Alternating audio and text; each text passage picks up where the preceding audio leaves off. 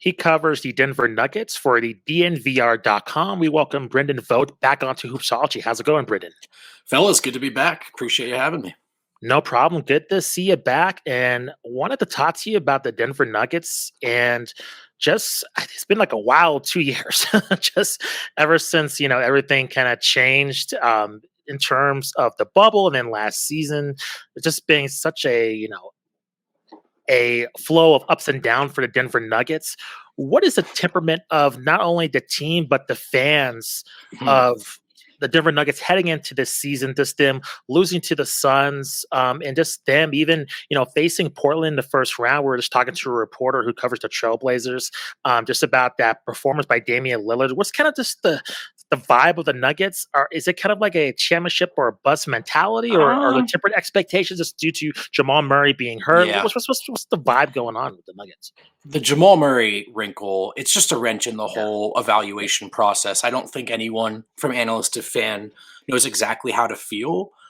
Largely, there's optimism because I don't know if you guys were watching or if you remember post-trade deadline with Aaron Gordon, the Nuggets looked really, really competent. They looked like a contender, full stop. So that's sort of where everyone's mind's at. Wow, this team is a legitimate contender when healthy. Having said that, of course they're not. So it's weird. I think there's optimism that the regular season success will be there, that Jokic is enough. We're expecting, Porter to look a lot better. But the playoffs are going to be different. How do you gauge what kind of form Jamal's going to be in? It's virtually impossible to know. So that's kind of the main thing that has everyone confused, and I think tentative in terms of predictions. So what do you gauge the Western Conference? Because honestly, I can't get a beat on it. Like, everybody's pointing to Lakers to be in the favor, but that's kind of a huge if. I mean, they have a lot of older veterans.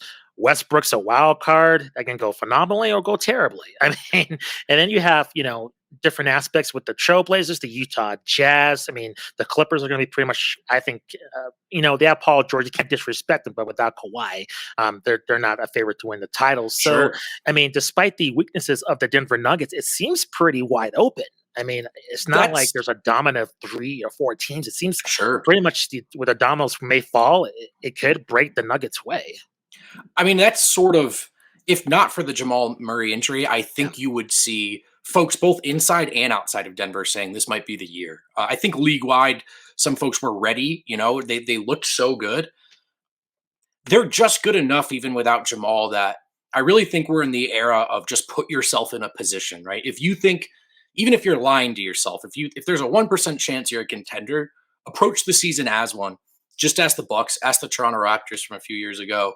If you're good enough and things break your way, it's not like waiting for the Warriors dynasty to fall, right? I mean, the Nets, I think, when healthy, would look that way, but there's been question marks since day one. So I think every team, there are 4 teams out west, maybe 5, a couple of teams out east who should feel like, why not? Why can't we win this? And I actually do still put Denver in that group, even with that huge caveat. Brendan, we haven't had a chance to talk to someone close to the Nuggets since this all went down. So I'm sorry if you've been asked this ad nauseum, but can you walk me through your thoughts on the Michael Porter Jr. extension? Thumbs up, thumbs down, understandable. Where do you kind of land on this? Great timing with the question, because just look at the DeAndre Ayton situation. And that's your argument for doing it the way Denver did it. And of course, they did that with Jamal Murray as well. It was actually a shocking deal when it went through. Great point. And so that's just sort of their MO right now. They do not want to get Gordon Hayward did, if that works, in terms of miffing a restricted free agent who, sure, they have control, but it's a market, a team, and a player that's good enough where he could say, I don't want to be here anymore. So, Denver's not going to find a Michael Porter Jr. in free agency. It's lucky enough they found him in the draft. So you pay him now, and if he doesn't meet that contract, well, they're in trouble anyway. I mean, that's plan A. So I think ownership is ready to spend, and that part has Denver Nuggets fans excited. Is this something that you think affects the Nuggets' prestige around the league too? I mean, we know players are fairly close with each other. Players talk to players on other teams.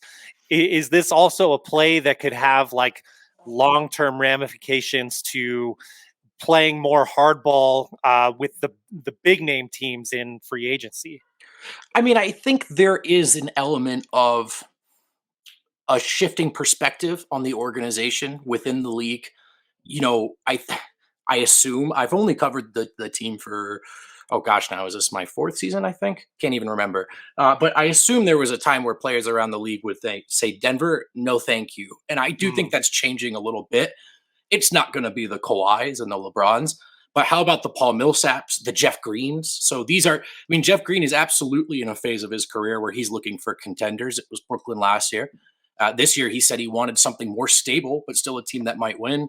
Denver fits that bill. So they are kind of hoping that this, hey, we'll do right by you. We're about the right stuff over here. And of course, having the reigning MVP will eventually add up to a much more attractive situation. Yeah, I mean, I just think instantly of an interview that we did about 2 weeks ago where our guest was close to the Nets. And this is exactly how the Nets started to build up, like with Sean Marks, started paying players, better contracts, along with other things like better amenities, treating the families of their players well, things like that too. But I see this as a move kind of the same kin of the Nets in terms of building like that. They do want this reputation of, you come here, you put your hard hat on and come to work every day. We'll take care of you.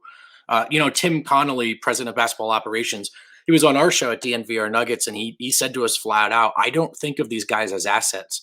And maybe that's to a detriment, but he has relationships with every player in that locker room, and they just hope that approach will bear fruit. There's probably a ceiling on how effective that can be. Sure. But again, like when you're a team like Denver, you have to get creative in how you attract players to want to come. Free agency is a nightmare for these middling markets.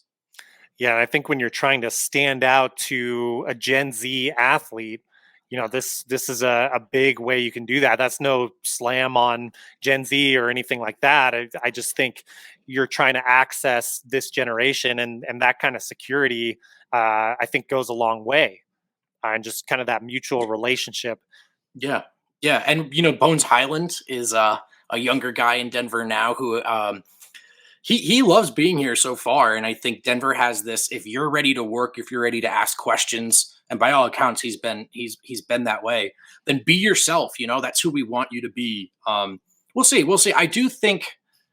I mean, they're not the Lakers, and they never will be. But I do think that the Tim Connolly, Michael Malone, Nikola Jokic era, it's a more respectable era of Nuggets basketball than the Brian Shaw one we saw not too long ago.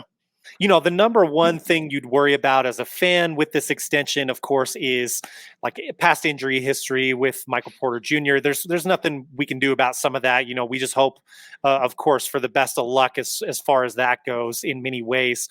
What has Michael Porter Jr. said since the extension? And, do you have any sense of like level of effort tailing off or some, kind of stereotypical things you might think a long contract extension could do, maybe more so in baseball? It's a good question, especially for Michael Porter Jr., who had a certain, I think, reputation, right, coming out of high school in Missouri. Whatever I have yet to learn about him in my limited capacity, whatever you may think about him, he cares about the process of getting better at basketball. He does not take his natural talent, the situation he's in Denver, for granted. He really doesn't. Younger guy, flashier guy, been a celebrity since a young age, really, in the basketball world. But on breaks, I mean, for the most part, this guy goes home, plays basketball with his family. He's in the gym. He's working on his game. He cares. And he knows. He's pretty self-aware. I mean, the defense, obviously, the handle needs to come a long way. He's aware of that. So Denver, much like Jamal, Denver was very confident they were paying a player for the work they expected him to do. Again, as Tim Connolly has said, if he doesn't improve, it's a bad contract, but they fully expect he will. And I there's plenty of reason to believe that Porter is motivated.